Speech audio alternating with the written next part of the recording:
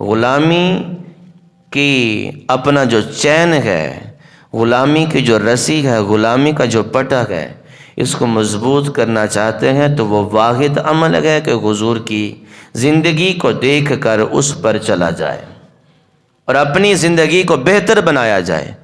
بندے کی زندگی بہتر تبھی بن سکتی ہے جب بندہ حضور علیہ السلام کی زندگی کو اپنے لیے آئیڈیل بنا لے، مشعل راہ بنا لے۔ نکاح بھی سنت، اور اللہ رب العالمین نے میرے محبوب علیہ السلام کو جو داڑھی مبارک عطا فرمائی، یہ بھی سنت ہے۔ کلمہ بندہ حضور نبی کریم صلی اللہ تعالی علیہ وسلم کا پڑھے اور طریقہ ہو حضور کے گستاخوں جیسا، تو یہ غلامی نہیں ہو سکتی۔ غلامی تبھی قابل قبول ہوگی جیسے محبوب تھے ویسے بننے کی کوشش کی جائے۔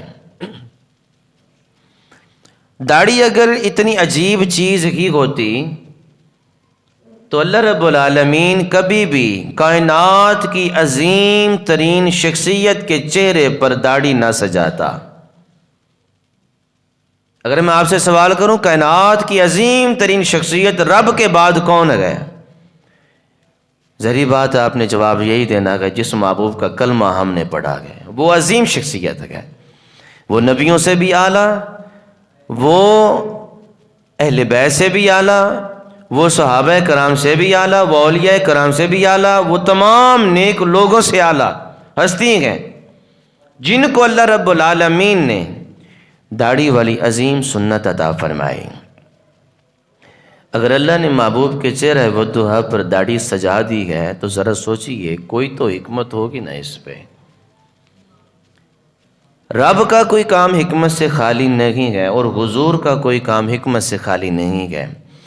اگر خالق کائنات نے، تمام کائنات کو چلانے والے نے حضور کے چہرہ وضحا پر داڑھی مبارکہ سجائی تو اس میں حکمت ہے، اور حضور کا کلمہ پڑھنے والا جو ہے اس کا یہ حق بنتا ہے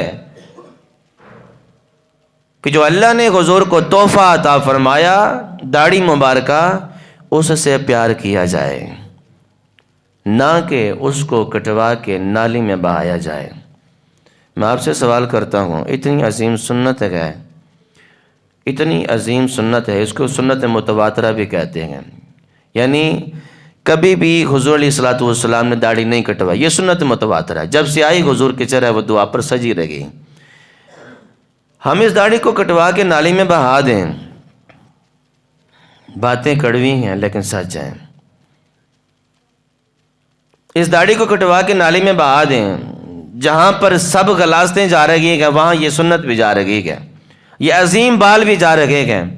کل قیامت کے دہاڑے اگر حضور علیہ السلام نے ہمیں دیکھ کر ہم سے منہ پھیر لیا کہ تم تو میری سنت سے محبت نہیں کرتے تھے، میری محبت کہاں گئی؟